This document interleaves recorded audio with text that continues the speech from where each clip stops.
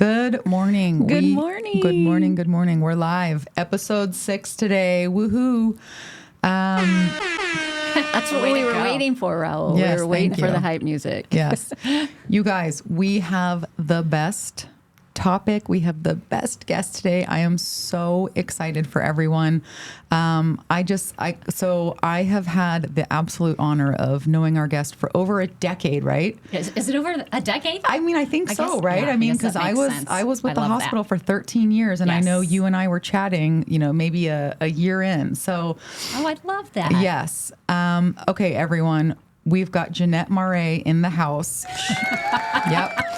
So, You make a person blush. well, you have earned every ounce of that. So, thank you. Jeannette, for everyone who may not know, but in our community, everybody knows who you are. You are a freaking icon, and I'm so happy, and I know Bridget is so happy. When we were talking about guests and topics, we're like, we have to figure out where Jeannette fits into this because she is someone we must hear from. So Jeannette Maré is the director of the science. Oh my gosh, I've already blown it. It's hard to say. Director of the Science of Kindness Community Collective at the University of Arizona. So she is a community engaged kindness researcher, and her world changed drastically in 2002 when she lost her son, Ben. And so with that grief came Ben's bells, and she started that with a broken heart. And there's so much to talk about in that way. So the power of kindness became her sole focus, and now she teaches the intentional practice of kindness, and that's what Ben's Bells does. So she's a research professor at the U of A, as I said, and she leads a research collaborative exploring how to increase kindness in interpersonal relationships, organizations, and communities. And that's how you and I first met, and we were talking about Ben's Bells in our community and how we could expand the reach and scope and all of that. And I that was a meeting. I sat down with this woman over coffee, and I left there, and I just felt, do you ever just meet someone and you feel like so lucky you got to meet somebody, or you felt special that you got to share a cup of coffee with them? That was 100% you. You are and so to kind. this day, it I still felt that is. way about you. Okay. Well, that makes me feel even better. So I just, I'll shut up in a minute, but you are just one of the most brilliant, incredible women I've ever met. And over the last decade, I feel so cool getting to say that. You're just like a celeb. Oh my gosh. You and I have had so much fun over the last 10 years. We've got to work together in the community. We got to work together in a hospital setting, and just so many conversations. And you have been there for me through so many high and low times. And we were just chatting before the podcast started when her and I sat down for lunch, and I said, I think I'm going to quit my job. And she looked at me and she's like, great. And I said, and I think I'm going to start a podcast. And she was like, okay, let's do this. So we're so, so happy to have you here. Thank you for giving us some of your time today. Oh my goodness. What an introduction. Right. Thank you. Yes. Yeah, I have to hang around you all when I'm feeling low. Thank you. Good. Well, so Bridget, let's talk a little bit about sort of how we came up with this idea and the timing, how it fits into November and gratitude and all of that. Absolutely. So, first of all, when I told my husband that we were doing this podcast this morning, he was like, oh, you guys get to hang out with Jeannette in the morning. Tell her hi, and I love her, and that she's one of my favorite people, and give her a big hug. Hello to him. And for our listeners, so let me tell you that the first time I got to meet this amazing woman, and it was at an event I got to meet you a couple of times, but the real time that I got to hang out with you was at an event that Christina had held. And, as Christina's sharing just the amazing person that Jeannette is, inside and out, I was so intimidated. I was like, oh my God, right? I have, this is the kindness woman. This is like if I'm going to be judged on my behavior, that she's the one I'm going to listen to. So I asked Christina, I was like, hey, Christina, do I have to mind my P's and Q's? Am I allowed to cuss around her? I remember this story. Yep. She says, Yeah, no, you'll totally be fine. So we show up at Christina's house and Jeannette pulls me aside. She's like, hey, how are you? Good to see you. Oh, by the way, you can cuss around me and you can throw F-bombs. And I was like, oh my God. I found my people. I found my people. I love you. I love you forever. I love that. That's such a great, this idea that somebody who studies kindness, has been involved in this so long, is perfectly kind is just hysterical. Because the real truth to this matter is, I'm fascinated with this topic because I am a human who struggles with kindness and who watches other humans struggle with kindness. So, I joke that since I've been around Tucson a long time and I've been doing Ben's Mills a long time, that I have this sort of kindness lady reputation, and that I actually have to leave town to be a bit of a, A rebel. a rebel. Thank you. Yeah, I usually go to Bisbee to be a rebel. But yeah, that idea that that I'm somehow this model of kindness is absolutely not the case. That must be a lot of pressure. Do you feel that? I do, actually. Because you're very recognizable. And so you're like in public, do you feel like you have to be buttoned up? And I remember having, I like to thrift shop. I remember I was checking out at a thrift store once, and the person who was ringing me up, he was just really kind of mean to me. And I remember thinking, I want to go off right now, but I can just see the headlines. kindness founder. Kindness lady loses her mind at a thrift store. And so I kind of like the gentle pressure of not being unkind. I think we all should have that kind of gentle pressure.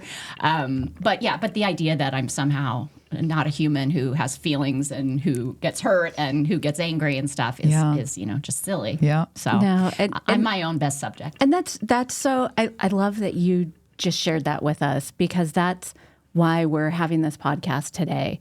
Is, we're all human. We all have feelings. Sometimes they're positive, sometimes they're negative, especially around the holidays, especially around election years. People are very emotional, and how do we harness that? How do we make this world a better place? How do we make our the environment within our own four walls just a better place? And how do we implement and share that kindness? And that's why you're here today. Great. I love having these conversations. We are so excited. So if you don't mind, give our listeners just a little bit, kind of a snapshot of, 2002 hits, your world blows up to where we are now. Sure. So my son, Ben, he's my second son. He was born on his brother Matthew's third birthday, which was kind of cool. Died really suddenly, unexpectedly, of croup virus in 2002. And so our world, as you described, that's a good description, blew up. Honestly, I didn't know how to do it. How do you do this, right? How do you go back to work? How do you take care of your other child? How do you go to the grocery store? How do you do all this stuff? And honestly, it didn't feel like I could. And at the same time, I knew I had to. And so fortunately for me and my family, there were people who were courageous enough to come into that painful place and really treat us, do kindness after kindness after kindness for me and my family. And those kindnesses took all different forms. Some of them were little interactions. Some of them were bigger interactions. Some of them took a lot of effort. Some of them took less effort. But all of them took thought, and all of them took care, and all of them were incredibly, incredibly powerful. And really, it started at the hospital. And, I do a lot of work in healthcare now. And in healthcare, we talk about your experience in the healthcare system is really the sum of your interactions with the people. And that is just absolutely the case, because even though I left with the worst possible outcome from that hospital, I also left with really positive experiences with the humans, right? The doctors and the nurses and the different technicians who took care of Ben and took care of the family, and the culinary staff who brought us food, and all of those people. The way they treated us held us during this impossible time. And so I just started feeling like, whoa, these kindnesses that we are so fortunate to be receiving are rocks keeping us going. And that's not an exaggeration.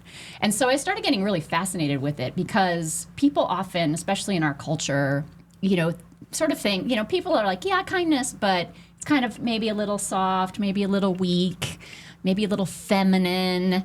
And that's not what I was experiencing. It was brave, it was fierce. People were willing to even, really go out of their comfort zones to try to care for us. And so Ben's Bells was born out of that feeling of, whoa, we need to talk about this more. I wanted to show gratitude to the community that was keeping us going. And really, we started this thing in my garage. Ben's Bells are these beautiful ceramic wind chimes, and we started making them in the garage. And by the time the first anniversary of Ben's death came around, we had made 400 of them, and we hung them all around town. And that could have been the end of it, because that's sort of what the plan was. But we put a little website on the tag. The tag says, this is a Ben's Bell, take it home. Remember to treat people with kindness.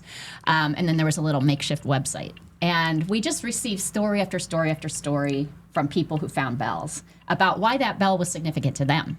So for us, it was all about Ben. But for people who found bells, of course, had their own stories. And those stories were so diverse and so incredibly, poignant in the need for more kindness in this world. All of us need more kindness. And so we sort of kept this thing going. And now it is 22, going on 23 years that it's been going. And we've hung out, over 100,000 Ben's Bells. And across the country. Yeah, and the world even. They've been around the world. Around the world, okay. Absolutely. And the heart of the work, and the part that I'm most fascinated with, is what we call kindness education piece. So this part that we're talking about today. So I'm looking forward to getting into it. Okay, so we're going to take a quick break, and then we're going to get into the kindness education. We'll be right back.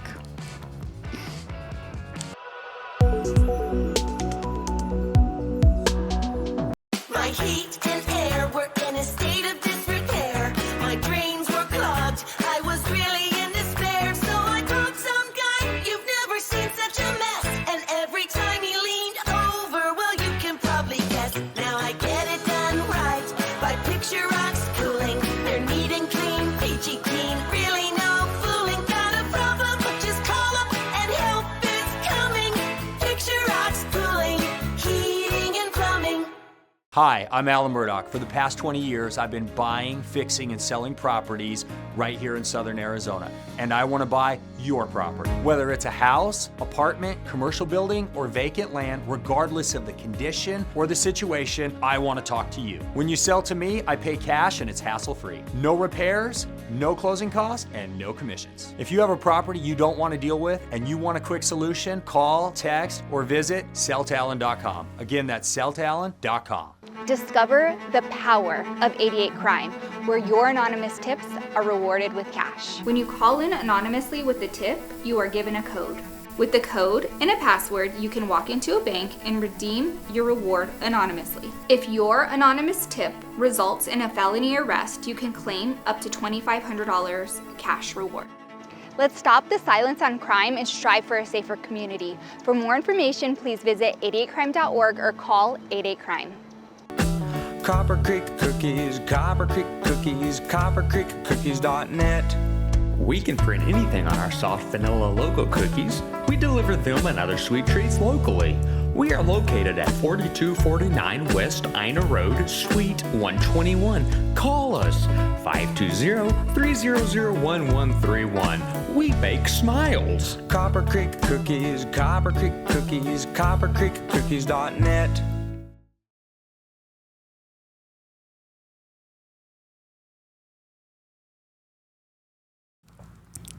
All right, we are back. All right, let's pick up where we just left off. Yeah, so Ben's Bells are these wonderful symbols of community and connection, and this idea that we're in this together.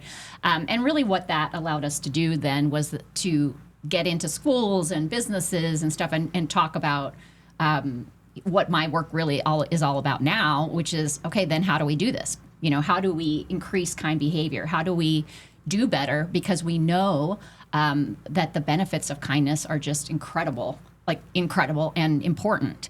And so so that's sort of where my heart is, that sort of work. And of course, as Ben's Bells got bigger and bigger, I was running the business, and so I was running a business. And so at some point I was like, okay, I need to get back to the heart of what I love to do, which is I'm a social scientist. I'm curious about human behavior, curious about how we do behavior change as a community.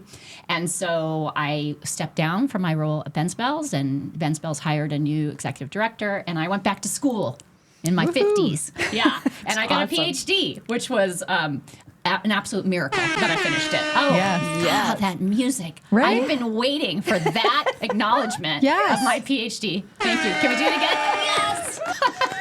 Congrats, Dr. Maré. Dr. Maré, I know, it's so funny. So what I'm curious about then is, how do we increase kind behavior? Because we know about the outcomes from kind behavior. And when we do talks and we get out and stuff, we ask people, how do you know when something is kind? And really the answer is you feel it. You feel included, you feel seen, you feel safe. Safety is a big one. Kindness communicates safety, not only physical safety, but that emotional safety, and that I belong, that my identity is safe, my culture is safe, whatever it is. Kindness communicates to people that they're okay, and it allows us to sort of let our guard down. And when I say let our guard down, like that's a very sort of lay way of saying it, but really physiologically, when our guard is up, when we're like don't know if we're okay in a situation, that's actually revs up our physiology. That's stress that has an effect on our health. So we know kindness actually is a predictor of better health outcomes as well as better emotional outcomes. So if we know there are all these incredible outcomes, results of kind behavior, how do we increase kind behavior? And that's where the work that we do lands. Which is so incredible. I love, now I'm going to go ahead and say it because we're talking about when we go back to 2002 versus 2024, in the last few years, I really believe you 100%, I mean, more than the last few years, but particularly in the last few years, all of the major department stores and retailers, kindness is cool, be kind. It's everywhere. This is not a message that people were hearing 20 years ago. You've really paved the way for this. And you can't go more than 2 feet in this town without seeing a Be Kind mural, without the sticker on somebody's car. It's really something that not just this community, but it's really been embraced. And it's really interesting when you talk about, is it a little feminine to be kind? And man, can you, when you see men being kind, it's incredible. I mean, men and women, but I like this idea. We talk quite a bit about feminism and masculinity and sort of how that all plays a role. But this is not gender specific. This is what our world needs. And I really think that you have pioneered this into becoming part of our culture and something that's so accepted, and not you're a little wimp if you're kind, because that's really the way the message has been for a long, long time. Absolutely. I mean, I think that we know that one of the predictors of kind behavior is what are the norms. And if the norms in a place like a city or an organization are that, it's weak to be kind, then people are not going to do that behavior because people don't want to be weak, right? So what we do when we talk about this a lot, when we encourage people, is we have the opportunity for all kinds of different people to model that kindness is absolutely strength, right? And we know that our species, as a social species, we depend on kindness. That's how we survive. Survival of the fittest means survival of the kindest, because human beings have to work together in order to survive well. And so kindness is actually adaptable, and kindness is how we thrive. And we have a lot of evidence that that's the case. So yes, when it's not masculine or feminine to be kind, but there certainly are some norms that we need to influence and change so that people understand how powerful kindness is. So is it an innate trait, or is it something that we're all born with and we lose over time just because of social behaviors or personal interactions? So if we're saying that this is a behavior of humans, of humanity, why isn't everybody kind and empathetic? Why is it so hard? Exactly. Why is it so hard to be nice? Yeah. Well, like most things, there is a portion of it that we think is sort of trait-like with that innate piece, but there's a lot of it that is also, that we can work on.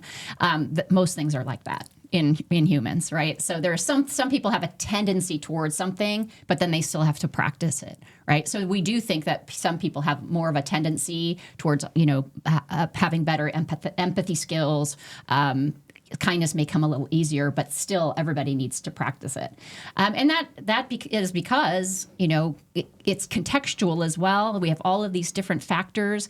We have all of these different stressors. We have all of these different diverse things that are happening in our world that make it very difficult to connect. And we don't, we used to live in small groups, and now we can communicate with people all over the world. So there's just a wide range of things that we need to learn about each other and understand in order to do kindness well. And that's a lot to think about. It's a lot to do. It is.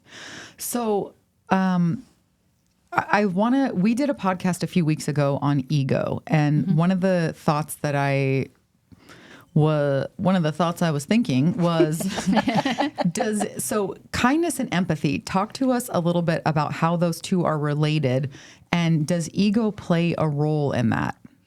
So kindness is an orientation toward solidarity, and we're in this together. Right. So it is not a individualistic sort of thing. Mm-hmm. So if that's what you're talking about, ego being sort of, concerned about myself and what I'm doing and stuff, kindness is definitely thinking about other people and yourself in that. Kindness includes you in the picture too. Kindness is not about martyring yourself, giving until, there's nothing left. I think about the book, The Giving Tree. Do you remember how that tree gave and gave and gave? It's so sad. It's so sad. And that's not what kindness is about. And we understand that now. Kindness and kin, K-I-N, are related words. So kin meaning family, right? We take care of each other. Empathy. You asked how empathy and kindness are related. Empathy comes before kindness. Kindness is the behavioral piece. So empathy is a perception piece, is the needing to understand people in order to know how to do kindness, to do the kindness well. Does that make sense? Yeah. And empathy, you could teach years and years long classes about empathy. So it's really hard to simplify it, but it's sort of, I think, useful to talk about two different types of empathy. One is what we call emotional empathy, and that's when you feel what another person is feeling, right? Like if I see you crying, I can feel sad. That's emotional empathy, and that's a really cool thing that humans can do, that we can tune into people's emotions that way and actually feel it ourselves. So emotion. Not to interrupt you guys, but we do have a caller that just called in. I'm gonna put him in right now. Oh, wonderful. Not to interrupt you, but let me interrupt you. Well, that could have been a brilliant thought. We'll never know now. I'll try to remember.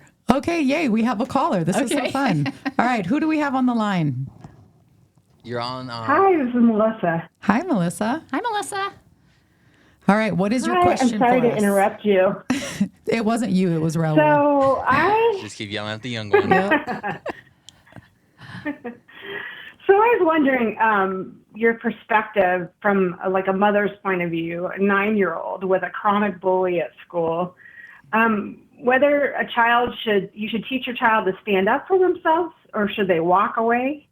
And then my second part of my question is then how do you explain the empathy part? Well, you don't know what's going on at home. How deep do you get into that? Or it's not about you, it's about them. I was just curious your thoughts. Well, I think all of the things you just said were right on. And it's an important thing to think about when we're talking about this sort of thing is and, not but. And. So we can teach our children that they can practice their empathy skills and imagine what somebody is going through, and understand that sometimes when people are going through really hard things, they are getting modeled those behaviors. Their stress, the stress is high for them. They're having physiological responses to stress, all of the things that create, a bad situation for people. And it's true that hurt people. That's true. And it's self-kindness behaviors have to be really important here too. So kindness is not about being hurt, getting hurt, or getting yourself into a bad situation. So we have to be able to learn that we have to take care of ourselves and have boundaries and know when to walk away and know when to ask an adult for help. And we can feel something for another person who's really, really struggling. But ultimately, we have to keep ourselves safe. And that's vitally important. So, absolutely asking a teacher for help. But then sort of after, once we're in a safe place, having that conversation and saying, imagine if this, or imagine if that. And really that's how we learn how to be more empathetic and kind, is by really stretching ourselves beyond what we were talking about right before, which is that emotional empathy, to what we call cognitive empathy, which is actually using our brains to think about, like, can you imagine what it would be like? And when we imagine, it doesn't mean we have to feel all the feelings, but we can think about it, and then that can help us prepare for the next time we might deal with something. Great question, Melissa. That was a really good question. Yeah, it's not easy. None of this is easy, which is why we have to talk about it more and why we have to roll it around and stretch it and wrestle with it a little bit.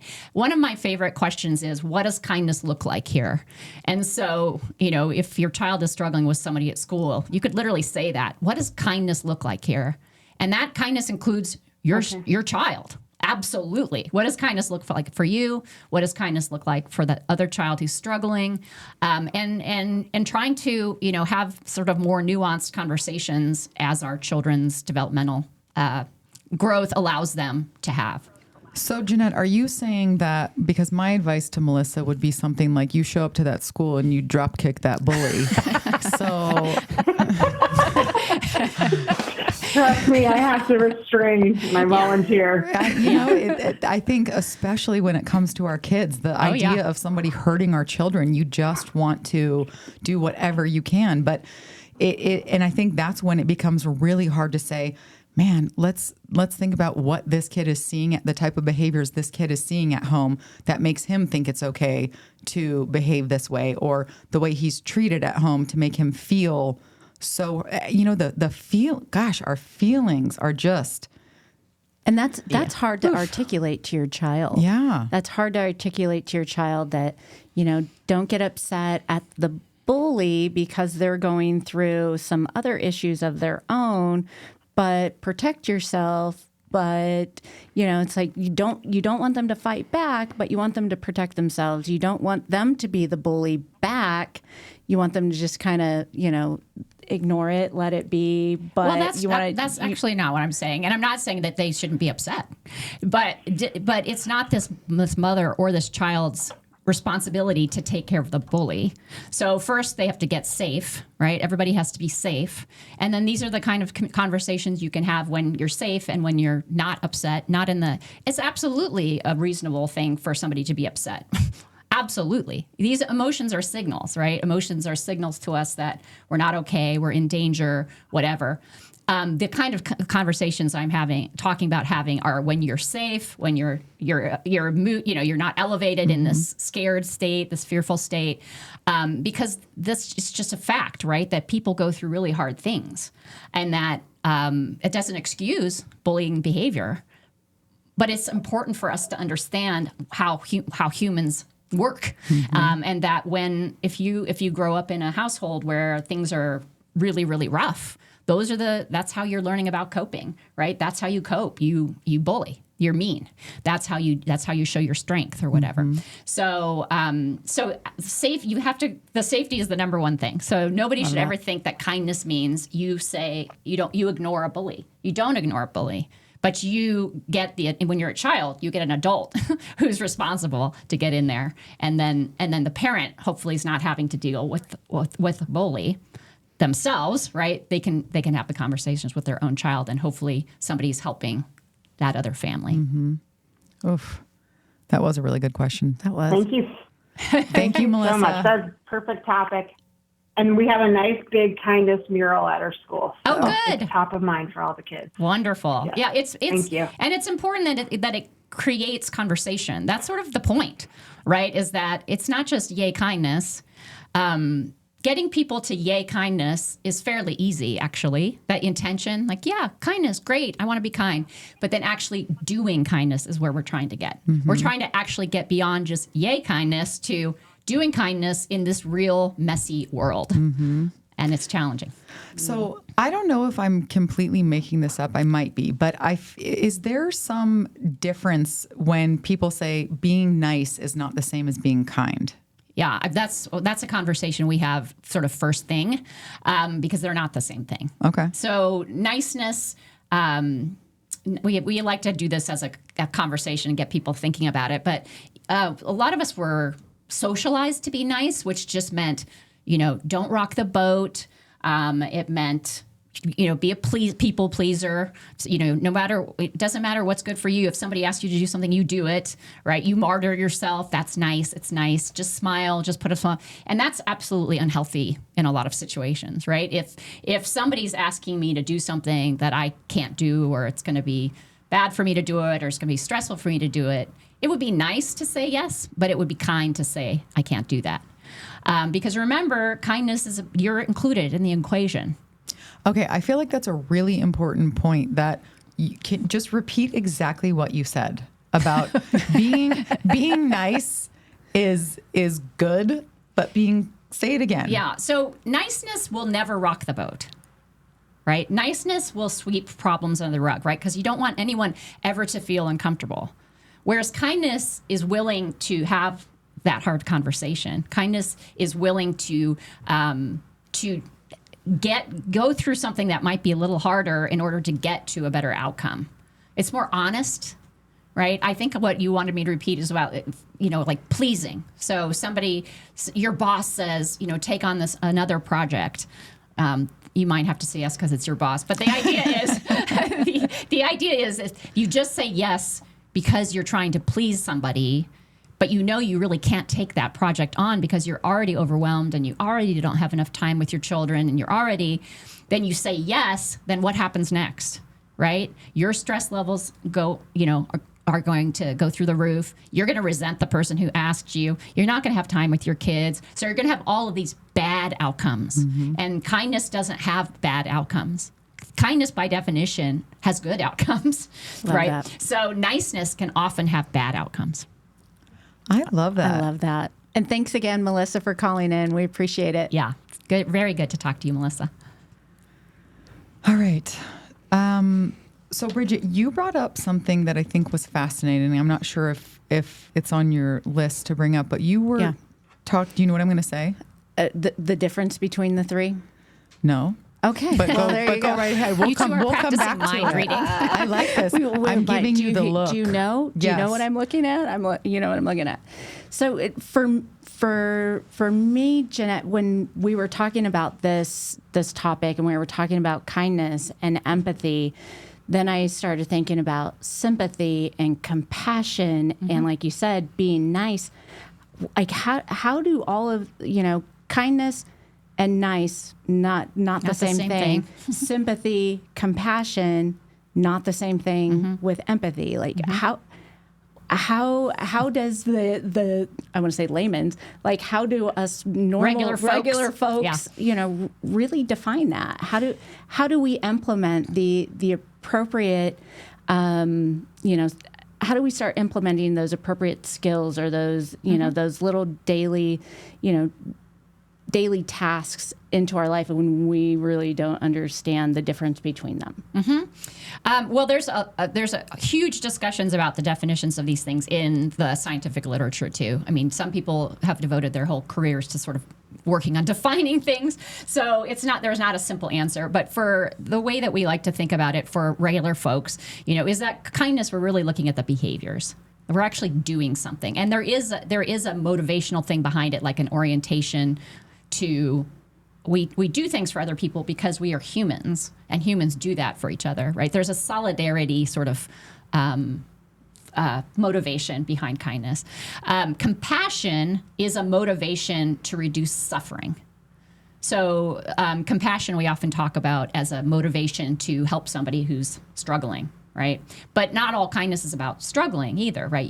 It's kind to throw somebody a birthday party or whatever. So while compassion can motivate a lot of... They could be struggling with their age. Right, they could be. It could be. Depending on what birthday it is. Yeah, and when you strip it all down, there's, we need kindness for a lot of different reasons. But so compassion is this want to reduce suffering. And then this sort of tendency to want to do something. But kindness is the actual doing of something, right? Okay. So you can have compassion and not do something, right? Mm-hmm. Right. And so what we use, the sort of distinction we use is that kindness is going to you're actually going to do a behavior. So it gets beyond the psychological wants. And the empathy piece is the perception piece, the understanding somebody. So you would have empathy for somebody, meaning you're sort of understanding where they're coming from, and then you would have compassion for them, potentially. Like you described not having compassion for the bully, right? Yeah. Right. So that's the easier emotion. Exactly. So the empathy is this, perception, getting into somebody else's head, trying to get into their shoes. And then once you're in those shoes, do you have compassion for them or not? Mm-hmm. Right? So that's sort of a different thing. And then do you actually do something? Go ahead. I was going to ask, when we're talking about these acts and compassion and sympathy and kindness and being nice, do you see, in your research, is there, do you see a difference in gender? Are women more in, when we talk about the mothering, the nurturing, do we have this more, innate might not be the right word, but is this something that comes easier for us than it does, men? So this isn't my area of focus, but there is literature that say that women tend to be kinder, but it's not by a whole lot. And really the work that I do, we're focusing specifically on increasing behaviors, and it really comes down to what are the norms. Right? What are the norms? So if we can, and that doesn't have to be gendered, right? So it's versus it's something being sort of biological. Although there are studies about estrogen and the things like that that cause nurturing. Mm-hmm. But there's not a compelling argument to say that men can't be as kind as women. Right? Or that any of us can't be a lot kinder. So nobody has an excuse. I mean, truly, right. Anybody who says, well, I am the way that I am, that's a cop-out. Right. I would agree to that. But I would also say that when we look at predictors of behavior, and when I say that, predictors of behavior, the reason we want to know what predicts behavior is because that's where we intervene, right? So if we want more kind behavior, we have to look at what predicts it, and then we can focus on those things to get more behavior. Does that make sense? Like a lever. How do you intervene? When does that time come? So we're intervening all the time, right? So for example, norms is a predictor. So how do we create the norms for more kindness in a community?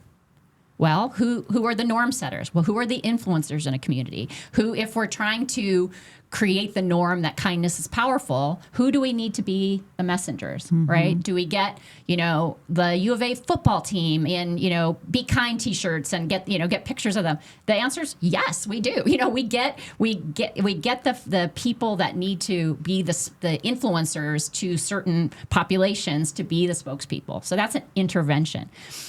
Skills are another predictor. If somebody doesn't have the skills to do a behavior, they're not going to do the behavior, right? So if you want people to be able to, for example, have a hard conversation, you need to teach them how to have a hard conversation. So that's an intervention, right? So if we want somebody to be able to talk about grief, for example, we want to be able to support people who are grieving, we have to allow people to learn the communication skills they need to support somebody who's grieving. We can't just throw people in there. Mm-hmm. And so that's an intervention. So an intervention just means anything we do to try to influence those things that are the research shows us will increase kind behavior. Mm-hmm.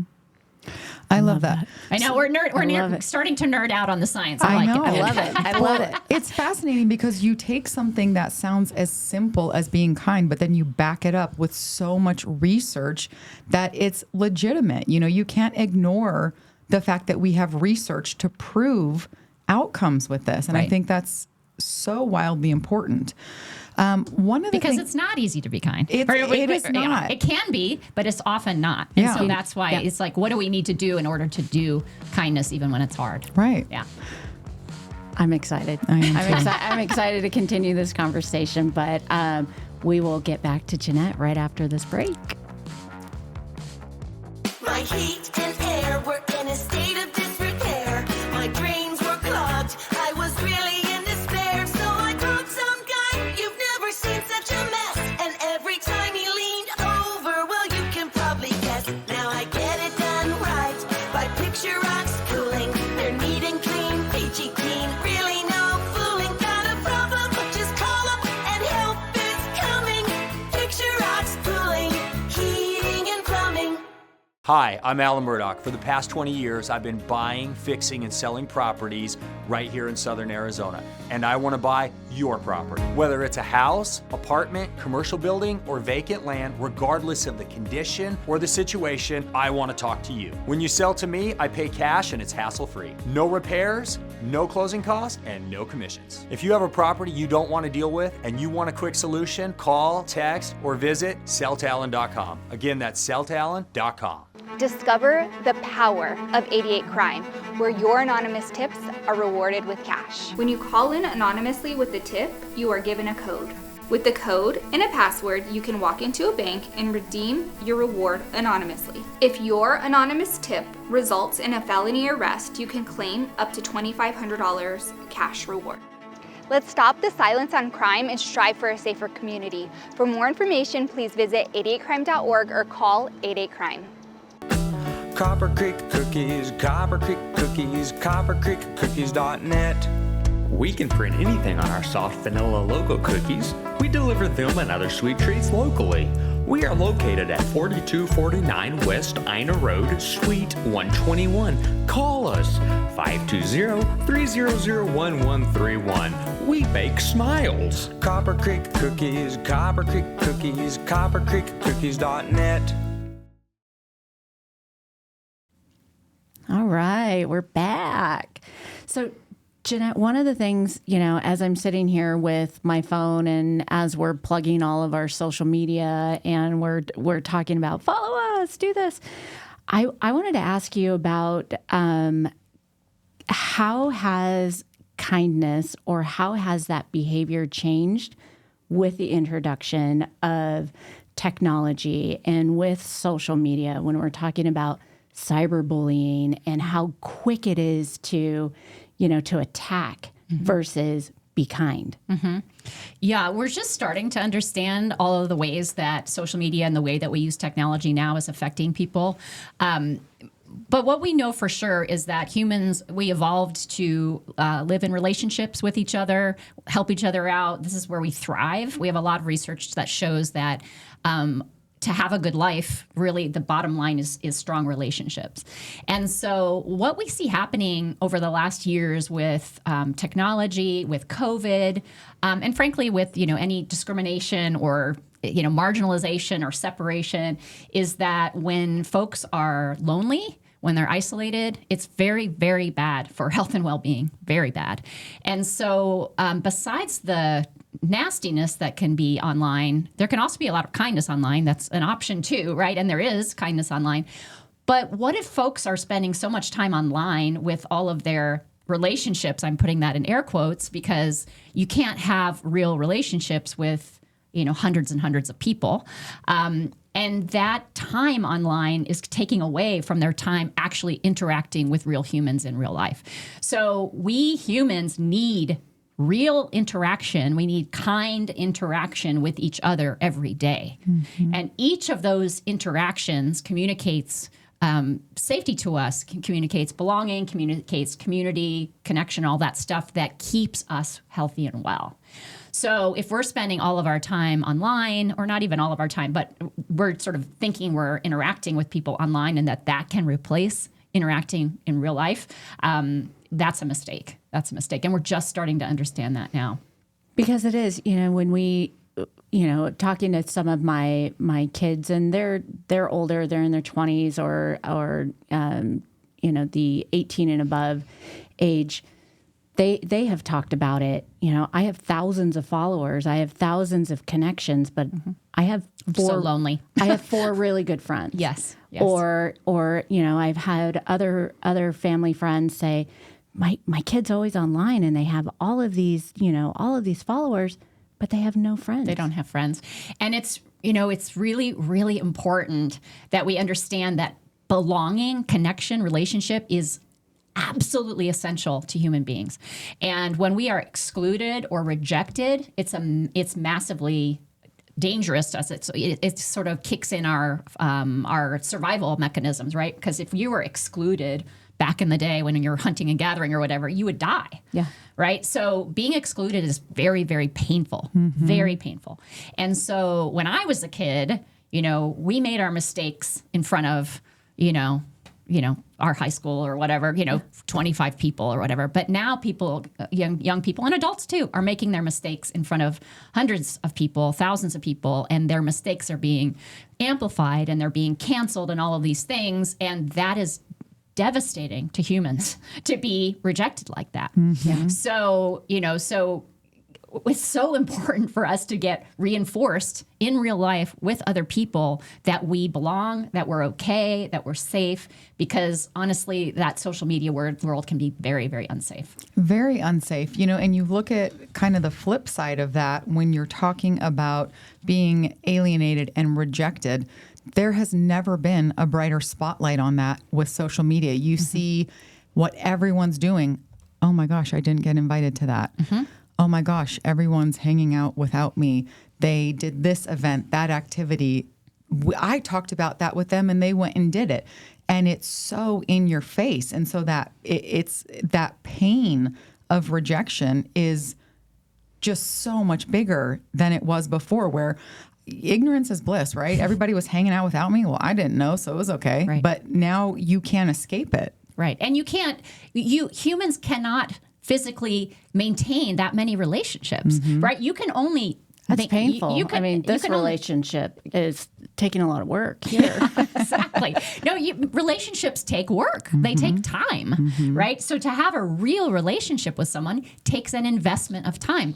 Fortunately, that investment pays off. I mean, that's how relationships work. But if you are trying to, maintain connection with all of these people, you just physically cannot do it. There aren't enough hours in the day, right? So people are going to get left out. People are going to, and you're seeing everything. I mean, I am middle-aged and I totally took myself off social media because I could feel it in myself. And I'm not an adolescent who's struggling with my identity or anything, but I could feel that it wasn't good, that I needed to invest my time in my actual relationships.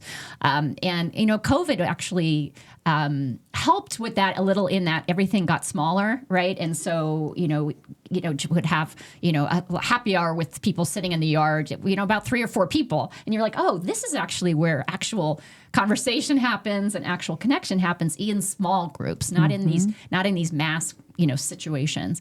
So, like I said, we're really starting to understand more and more about social media, and there's a lot that's not looking very good. There are some good things. Folks can connect with people who, and talk, and not if they can't talk with their families or whatever, that sort of thing. But there's a lot too that is very, very dangerous. And I think, like, when we were talking in our last podcast about chivalry and about kindness and honesty and putting your phone down when you're having a face-to-face conversation.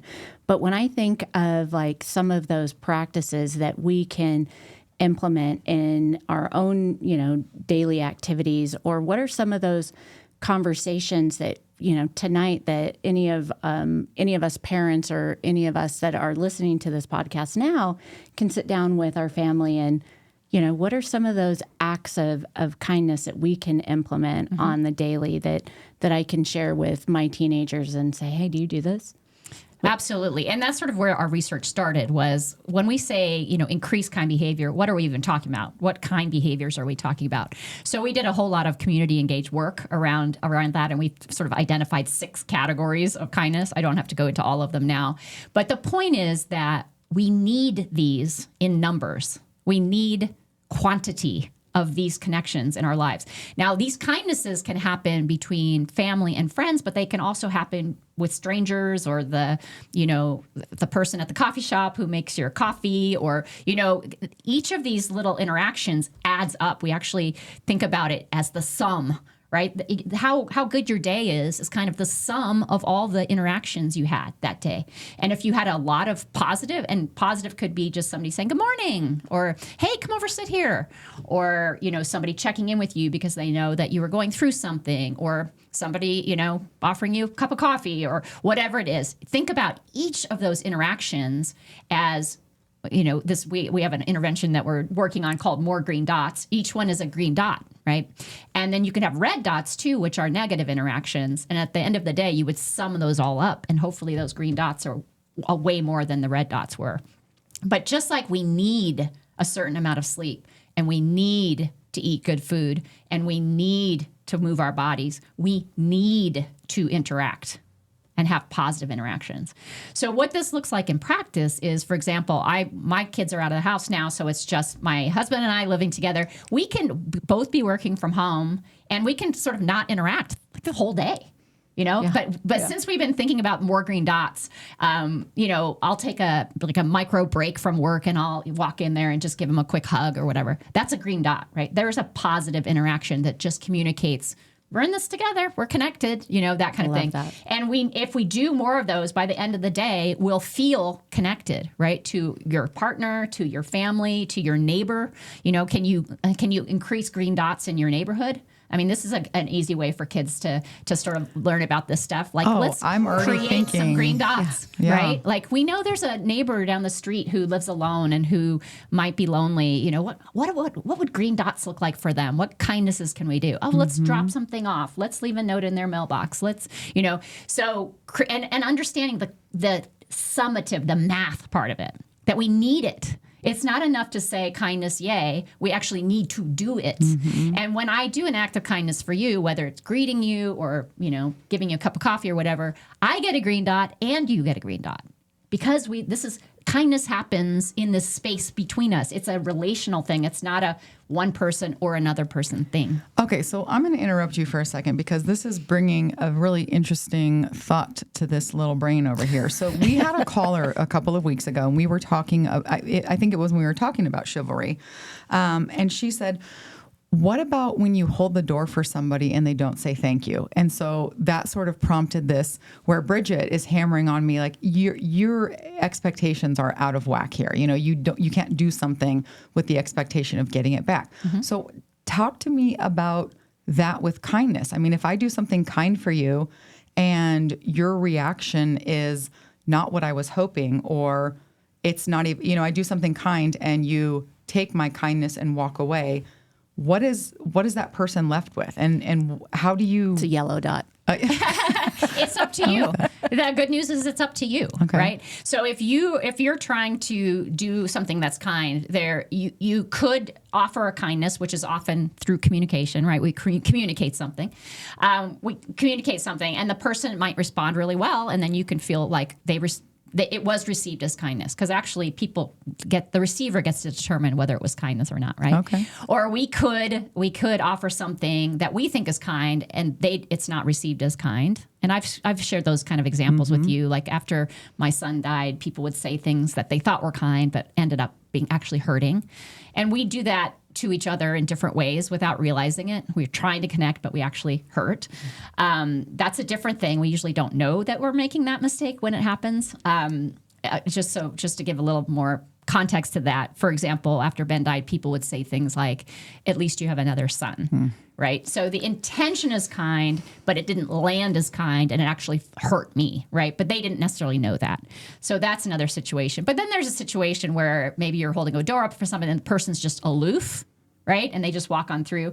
Then we have a decision, right? Do we take that on and we say, that person's a jerk or whatever, right?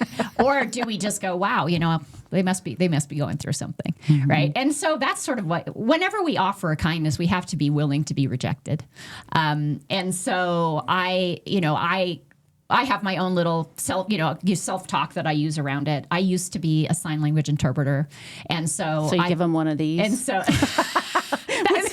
perfect when they response. open the door and they Bridget's don't locked say and thank loaded. you, you give them one of these. Middle. Yeah. So I've seen up close as an interpreter, hearing people address a deaf person and the deaf person doesn't hear them, so they don't respond. And I've seen hearing people go, get upset. So whenever somebody doesn't respond to me, I just in my head, I said, they maybe they were deaf, and I keep going. I just sort of let it go. I used to say, tell these kind of stories to elementary schools, when, I would say, what if you're driving with your parents and a car sort of cuts you off? Why do you think that person could have cut you off? And the kids will even say, well, maybe they were having a hard time, or maybe they just didn't see your car, or maybe somebody they love was in the hospital and they were going. And I'm like, yeah. And then one little girl raises her hand and she says, what if they really are just a jerk? And I said, well, that's a possibility too. Yeah. But you don't need to take that on. Right? If you're driving and somebody cuts you off and they really are just a jerk, then if you get super upset about it, you've just ruined your own day, right? So there really is some good. See, Christina, I told you. You were right, Bridget. Let that person in. Emotional You were right. regulation. There's emotion regulation is a skill too, a really good kindness skill. And so when we're okay in our own heads, we don't depend on another person's reaction in order to feel okay. Okay, so I want to get back to in the last 5 minutes that we have together, the green dots. So do we set a goal for... Do you mind if I ask a question? Because Jump in. Jeannette, I have a question for you. Sure. So I come from a family with a lot of first responders. I've seen a lot of things, and I also have some veterans in my family as well. Yes. What would be your approach to someone who might be dealing with PTSD, who came back from active war duty, who has no joy or empathy in their heart because they've seen the worst of the worst? Yes. I mean, I obviously am not a mental health counselor and cannot really speak to that specifically. But when we are hurt, and that hurt can come from war, it can come from violent experiences, it can come from oppression, discrimination, we necessarily become self-protective, right? So being able to look for kindness and do kindness requires a certain level of safety in the world, that we feel okay because now we're going to look out and be vulnerable. And so when we oppress people, discriminate, when we marginalize people, we are taking away their sort of ability, their opportunity to be kind, because they have to be self-protective. And so when somebody comes home from war, has PTSD, that sort of thing, I can imagine a counselor working with them around finding situations where they feel safe enough to try to push their comfort zone a little bit and greet somebody, or try to collect a little bit of evidence that there's some kindness in the world, but doing it in little baby steps in situations that are safe. We know that when you look outward and you can do kindness for another person, it's good for you. It's actually better for the giver than the receiver, and it raises your mood. It can make you more confident as a person with meaning in the world. Like, I'm a valuable person in the world. I can do things for other people. So I believe that, a lot of mental health counselors actually will work with that idea of looking outside of yourself in order to help folks who are dealing with that much stress and trauma in their lives. Thank you. I appreciate that. Thank you. That is a phenomenal point, though. Yeah. And it really does. I think this is one of the reasons I love Christmas so much. I love giving. I mean, I don't hate presents either, but it does. It is such a boost to make someone else happy. So the green dots, do we set a goal? Do we say, okay, if somebody's starting and they have no baseline of what this looks like, do we say, get yourself 5 green dots today? Or, increase. Just increase. Just okay. get more. And my son used to teach outdoor adventure stuff, and they would use this sort of, this middle circle is your comfort zone. And then there's this challenge zone, then there's an overwhelm zone. And learning happens in that stretch challenge zone, right? So get out, just out of your comfort zone and try something like greeting somebody. And, get yourself ready for rejection just in case. What will I do if somebody doesn't respond to me? What will I say to myself? Whatever. But get a little outside your comfort zone and try connecting, because I love this quote. Not everybody waves, but almost everybody waves back. Think about that, right? Oh, So, that. you know, what would it mean for you to wave at somebody or let somebody in front of you or smile at somebody? When you get a good response back, and you most probably will, it will build your confidence. And then you can do a little more, a little more, a little more. And of course, we're always talking, you have to be in a safe situation to do this, right? We're not asking people to put themselves in any sort of that overwhelmed place or anything that's physically unsafe or psychologically unsafe. But can you connect with another human in a way that is of course vulnerable, but also within the realms of the challenge that you can take on? And then it will build confidence because you'll start to feel how good it feels. I love this. I do too. I am going to get more green dots today. I am going to get a bunch of green markers, and that's what I'm giving out for Thanksgiving. Like, everybody's getting a green marker. Start marking your green dots. That's a really good idea. I want to share this message. Yeah. We have more green dots, water bottle stickers and stuff, because the idea is that we're doing sort of trainings and this stuff. And if we do that throughout the community, we create norms. Remember, again, the norms are predictors. We create norms where it's like we're practicing together. It is a norm in Tucson that we understand kindness needs to be practiced, that it's not easy, that we will make mistakes, but that we all want more green dots. And so this idea that we can be in it together. And green dots, you don't even have to use the word kindness or compassion or empathy or anything. You can just talk about green dots and red dots, and somehow that maybe makes it easier for people to talk about. I agree. I'm not even talking about kids. I'm just everyone. Yeah. This was incredible. I'm going to totally put you on the spot here. Sure. Will you come back and talk to us again? Absolutely. Okay, I was prepared for rejection.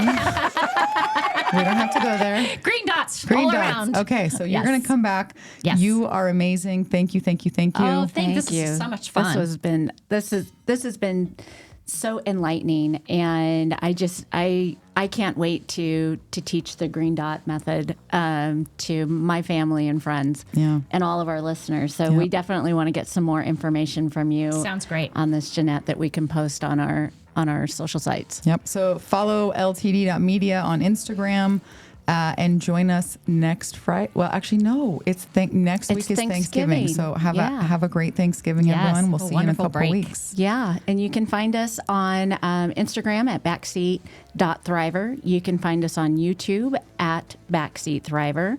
Our website at backseatthriver.com. And if you guys have any questions, suggestions on topics, or want to learn more about Dr. Maré, you can connect with us at connect@backseatthriver.com.